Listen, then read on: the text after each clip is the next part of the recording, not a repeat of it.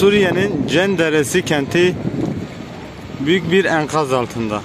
Her tarafta bina yığınları, inşaat molozları ve evi hasarlı olan halkın telaşlı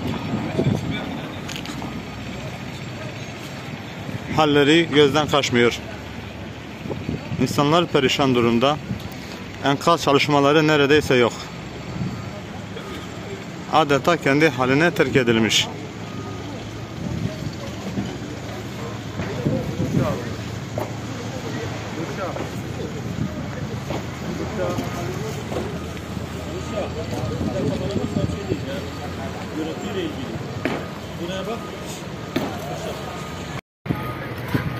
Suriye'de profesyonel bir arama kurtarma yok.